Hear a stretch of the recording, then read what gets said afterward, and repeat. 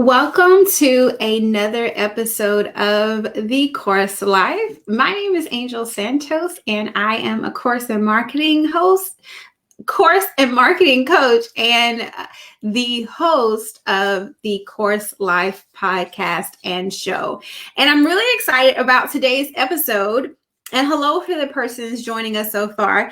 I'm really excited about today's episode because it is a topic near and dear to my heart and just a must, honestly, for any entrepreneur. So as a course coach, right, I'm going to specifically talk about the one thing you need to successfully market or sell your course as it pertains to courses, because that's what I help people with. But here's the thing, whether you're selling an online course, digital product, book, a coaching program, your services, it really does not matter. This first step is core to you as a business owner. It's core to you as an entrepreneur. And it's the exact thing that I had to do to actually start making money in my business, right? So today's episode is going to be all about what's that first step you need to take? What's that first step you need to have in place to successfully market and sell your course, right? So if you are interested in that, and here's the thing, this works whether or not your course or online program exists. So if you are in a situation where you feel like, well, I don't know how to make my course, or I don't have time, or I don't want to put in the work before I know it's going to sell it first, right? And thank you for the hearts. I highly recommend pre-selling your course. I have done that in the majority of my programs, and it has brought tens of thousands of dollars into my business.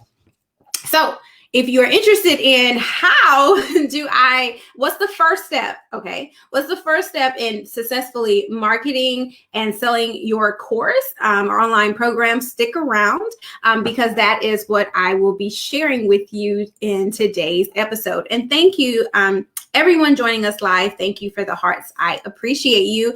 And by the way, whether you're watching live or the replay, let me know, what business are you in, right? Are you a beauty blogger? Are you a fashion consultant? Are you a hairstylist? Are you a financial coach? If you'll let me know in the comments, that's really helpful. So when I create more content, I can make sure it's tailored directly to the industries that are reflected in our community. Again, thank you for the hearts. Okay, so I want to tell you a quick story before I tell you the step, just so you understand that when I tell you this step, I have literally lived through the step. This is not one of those things where you see a coach talking about a strategy that they never tried, never used. They invested $90,000 in another program, and that's what helped them, but they're teaching you this strategy that they didn't even do themselves. Just saying, right? That's not what this is. This is literally my life that I am sharing with you. Oh, and we have a comment from someone live. Hi, Karen. How are you? Thanks for tuning in. She is a mental health coach. What? Can I just say thank you for the important work that you do? So that's already important, but I would imagine in a climate like 2020, it's even more so. So thank you so much for all that you do, Karen. Okay, so here's my story, a piece of it, okay? In 2012 to 2015, I was working, and during the day, so I had a daytime job. That's how I paid bills. I was working in marketing. And my nighttime job, side hustle, if you use that term, or the thing I was doing on the side was this nonprofit, okay? And my goal was really just to help children create media and TV shows and short films that we could air on Christian broadcasting stations. So that was my goal. That was my vision. And I had a lot of fun. I did it for 3 years. In 3 years, it brought in $535. Not $535 a year. It brought in $535 in 3 years. Now, mind you, I'm as happy as can be. I have a website. I have business cards. I'm meeting all of these talented people, some who have went on to be in television shows, and I see them in commercials and movies, and it's really fun. But I was so involved in this business that I called a nonprofit, but if we're being honest, it was nothing more than an expensive hobby. Now, once again, was I able to help people and have fun? Yes. Was I able to create content? Yes. But it wasn't making money and it wasn't sustainable, right? So what I realized was that if I wanted to create something that I would enjoy being in, and I wanted to eventually work in that full time versus working for another company full time, I was going to have to actually, and not just that, if I wanted to be able to invest in it like I wanted to, because I don't know if you've watched television or ever created it, but it's not cheap. Okay. I realized that by limiting the income that was coming into my business, I was limiting my impact. So I had to make the choice to let go of the expensive hobby business model and become an actual business owner that made money, right? Now, some of you may never have that problem. Kudos to you. But servant here, right? As my dad calls me, my mother, my sister, servant heart. The servant here wasn't selling, okay? I made my money for corporate America, but to individuals, I was just like, oh, I just want to help. Donors will come, right? Katina, good afternoon. Thanks so much for joining us live. It's so good to see you. So I made the decision to ditch the expensive hobby business model, right? I made that decision in 2016 and I realized, and this is what's that step one, right? I realized that if I wanted to actually earn an income in my business, if I wanted to actually make money, I was going to have to sell something. Okay. Have any of you had that moment in your business where you realize, listen, something needs to change, right? Where you're helping people, but it's past the point of just helping people. Now it's time for you to actually receive money, receive revenue, receive income for what you're doing. And you had to take responsibility for that, right? So let me know in the comments if you've had that type of aha in your business, even if you're having it now, or a different aha, because what happens is we can learn from each other. So I had that aha in 2016. And the other aha I had was that first step that I needed to take, which I'm talking about today, that first step that I needed to take to actually bring money into my business, to actually sell a service, right? To sell an online course, to sell an online program. That first step was I had to build a network. I had to build a network. And I share that because that step does not disappear, right? And let me tell you, hiring a business coach, hiring a course coach will not eliminate that step. So if you're one of those people who you feel like, well, if I work, and thank you for the hearts. If I hire a coach, if I hire an assistant, I can skip this step. You can't. Let me save you some time and money. Now, you can outsource a lot of it, right? You can hire a team or work with a coach or a strategist or whoever to help you build your network. Of course, you can outsource some of it, but you cannot skip this step. And if you just look at it logically with me for a moment, if you want to sell a course, if you want to sell a service that you do for someone, if you want to sell a bottle of water, right? What do you need in place? You need someone to sell it to. And a lot of times we just miss that moment. We miss it. We think, oh, wow, well, I don't know if anyone will buy this. The reason you don't know is because you haven't taken the time to actually build a network. You haven't taken the time to build a community of people who are interested in what you have to offer. Because when you take the time to do that, you don't have to wonder, I wonder if someone will buy this course. I wonder if this would help someone. When you've done the work to get clear on who they are, on what they need, and to curate and create that community, you know what they need. You know what they want. You know where they are, right? Oh, Katina said, yes, she had that moment. got to sell something. Exactly, right? It's especially for women who have like just a heart to give and a heart to help. Sometimes that is one of the most obvious steps that we can miss, right? And it's sneaky too. If you have said this to yourself, or you're saying this to yourself right now, well, first, let me just help some people for free, and then I'll start selling. Yeah, I said that for 3 years, right? The time to sell is now.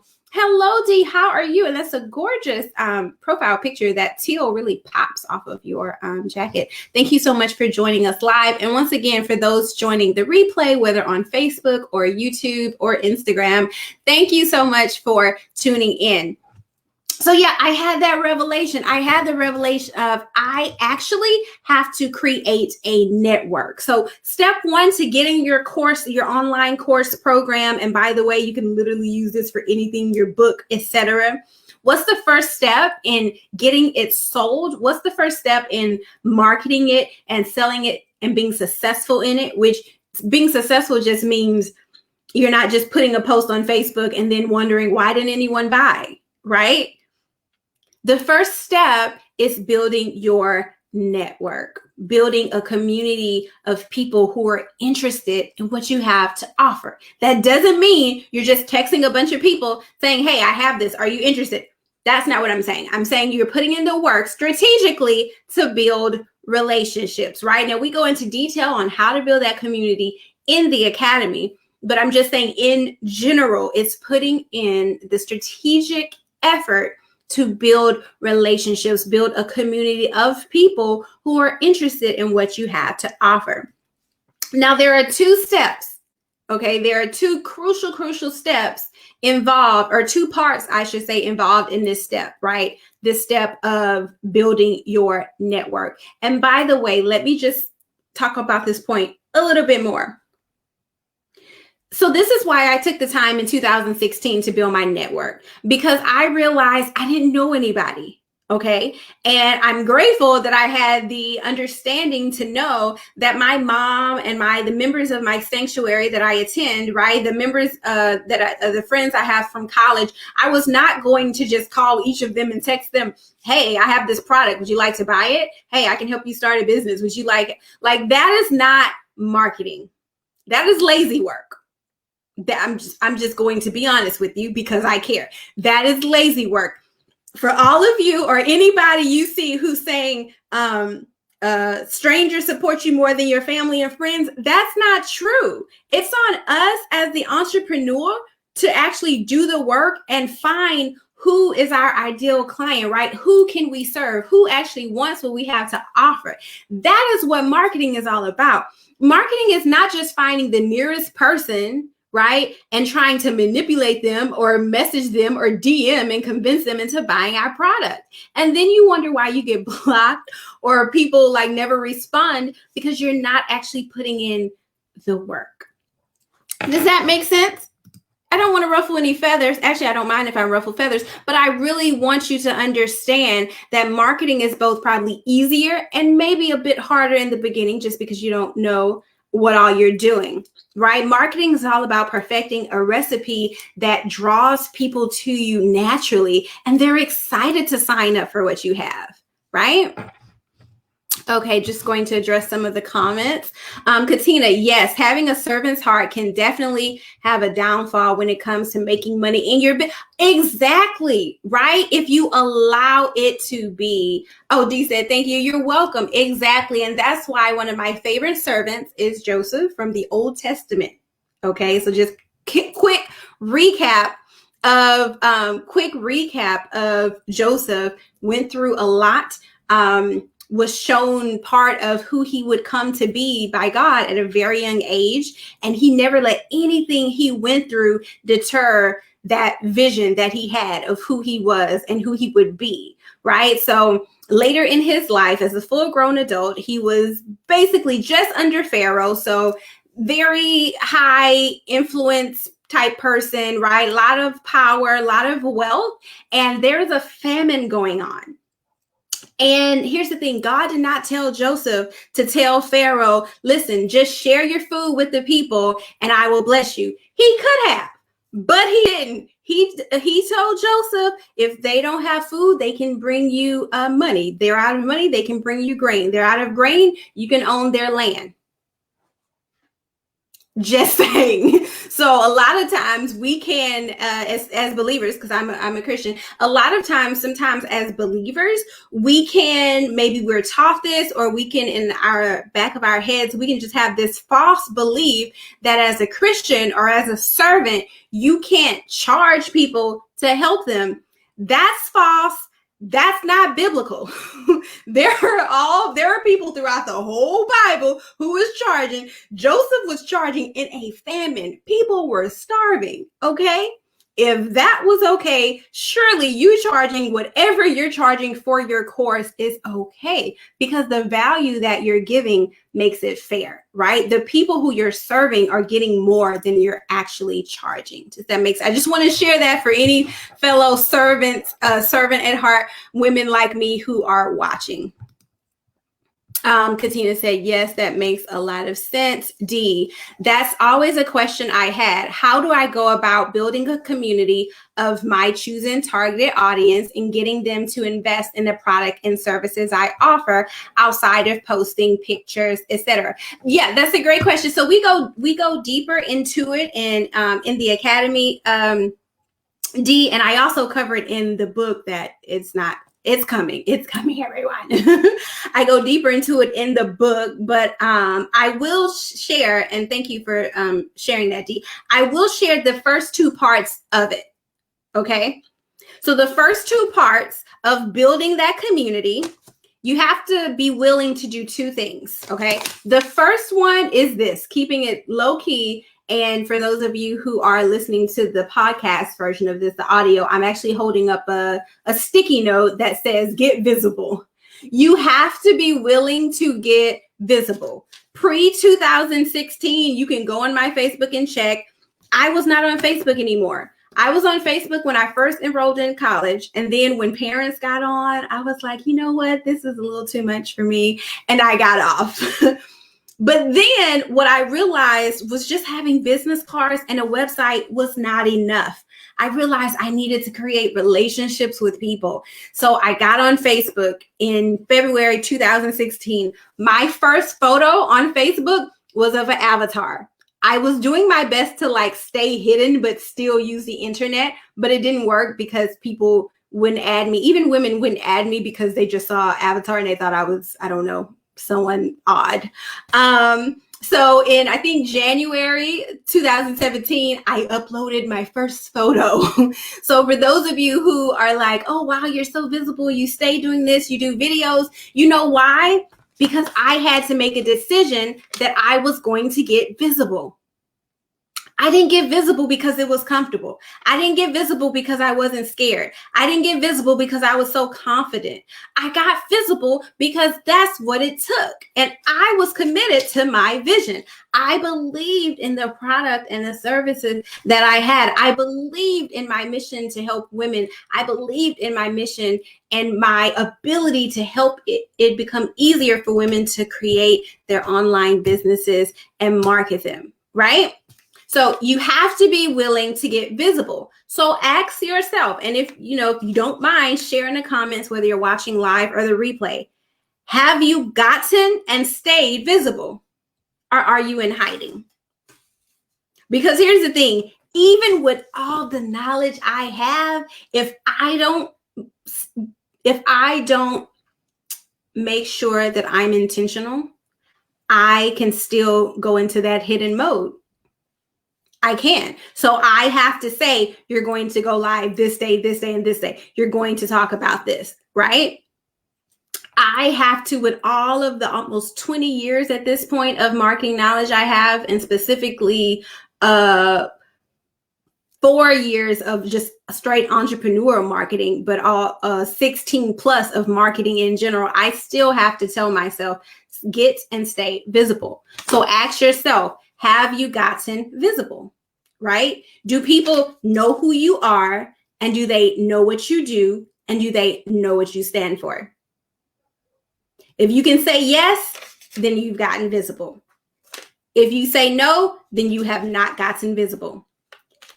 Your network needs to be more than just the people you went to college with. Your network needs to be more than just your mom and your aunt and your second cousin, right? Okay, so part one of building your network is getting visible, willing to get visible. I know that that's not easy for a lot of you. And I'm telling you, it wasn't easy for me either. And my father's a pastor, and neither of my parents are on Facebook, and they have views about social media. And so I had all of this subconsciously and conscious, thoughts coming to the table that prevented me for a long time from even being on Facebook. But I had to make a decision, and I had to be willing to get visible. Let's see. Dee said, I recently started doing lives and videos on Facebook, but not on Instagram. I'm still trying to understand that dynamic. Great job on getting started. I need to do a better job of getting visible and staying visible. Yeah. And it's an ongoing process. One of the quotes that I've heard several people say is part of being a good entrepreneur is getting comfortable being uncomfortable, because if you are willing to stretch, then your business can grow. So the second part of building your network is speaking the language. Okay, so I won't have time, because it's not like a full webinar. This is just an episode, but I won't have time to go into the full details, right, of how to build your community. I will tell you that we do cover that in the Course Creation Academy. So if you are interested in knowing if you are a good fit for my Course Creation Academy, where I help you create and sell your course and position yourself as an expert so you can attract people with ease, where they're excited to buy from you, just send me a message and we can just schedule a call to see if it's a good fit for you, right? But the second part is actually speak the language. So after you have gotten and stayed visible, they know who you are, what you do, and what you stand for, right? Because what do people buy? They buy from people they know, like, and trust. So part of that know, like, and trust factor is them seeing you, so they know you exist, one, right? They need to know what you do, and then they need to know what you value to see if your values align with theirs. When their values align with yours, that is one of the ways that you create raving fans. So not just people who buy from you happily, but then they're telling their friends, oh, this person helped me so much, right? So after that, you need to learn how to speak the language. Remember when I told you earlier that marketing is a recipe? When I say it's a recipe, this is my favorite example. Most of you, if you went to a restaurant and they brought you one shrimp, one spoonful of cheese, 30 grains of rice, and one jalapeno, and they said that will be $20, you would be like, what is wrong with you, right? You would be like, I'm sorry, is this condiments? is this extra for my soup? You'd be like, what is this? But when they put it all together, and then they put beautiful Crispies on top, or, whatever on top, and then they drizzle the sauce over it, and they call it sushi. Not only do you happily pay for it, but a lot of us take a picture and share it on Facebook and Instagram. Did they pay us to share a picture of their sushi on Facebook or on Instagram? They did not, but because it's gorgeous and people are visual, we naturally want to share it, right? So that's how your marketing is. If you're not getting the results you want from your marketing, what you are giving people, even though you don't realize it, you are giving them one shrimp, 30 grains of rice, one jalapeno, and a spoonful of cheese, right?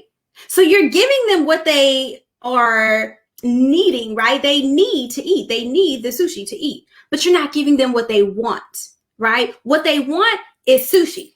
What it is, what you think they need is the shrimp, the this and that. But what they actually want is sushi. You have to package it a certain way so they don't just realize that you do this, but they understand not only does she do this, she can help me, right? She can help me get from point A to point B. And in order for them to understand that, you have to speak their language. I could have got on here and told you all a bunch of terms about how you need to drive organic traffic to your profiles. And you will be like, what are you talking about? Right? I can talk about funnels and automations and email sequences and how you can do this, passively. And a lot of you, especially if you're not techie, you might get lost. And there's not any shame in that. We all have knowledge in what we help people with. But connecting with potential clients is not about showing how much you know, right? Whether you're doing it on purpose or not. A lot of you've just been in your field, and sometimes you forget that you are not where they are now, right? There was a time I didn't know what a funnel was, right? There was a time I didn't know what email automation was, right? So you have to remember, where are the people you're targeting now? What do they say? How do they say it? How do they feel? How do they say they're struggling, right? Are they saying they're struggling? Or are they masking it by saying this? You want to get to know that person so well that when they post this on Facebook, if you want to, you can respond, hey, I see you're going through this. And they're like, yes, I am. How did you know? You know because you took the time to speak the language.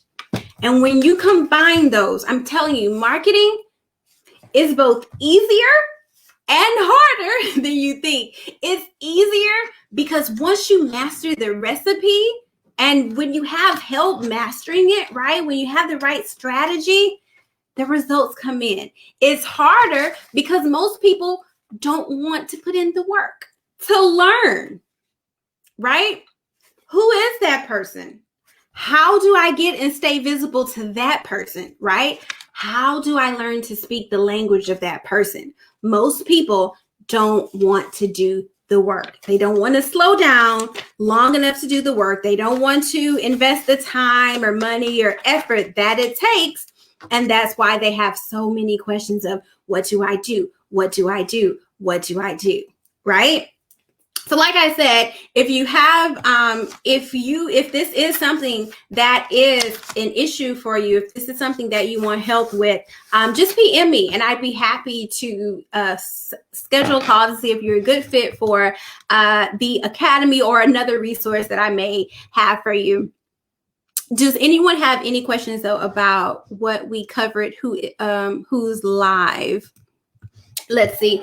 Dee said, and by the way, thank you just once again for everyone joining live and the replay. I appreciate you. Dee said, do you get visible on both your personal and business pages? That's a great question. So here's the thing. Remember when I talked about marketing as a recipe? Everything you do should be intentional. And just so you know, posting on Facebook, okay, or sending an email is not a marketing strategy. It's a marketing tactic. It's a piece of a recipe, right? If you're baking bread, an egg is not the recipe, it's an ingredient. A Facebook post is an ingredient. I just want you to know that, right? Okay. Do you get visible on, and I say that because most of the times what people don't have is a comprehensive marketing strategy where you strategically take people from knowing who you are, liking who you are, and trusting who you are, and then buying from you. That's a full strategy that you can do and you can put in place. Okay. And when you do it, you should see results almost immediately, right? Now, it may not necessarily be sales, but it'll at least be engagement and then sales after.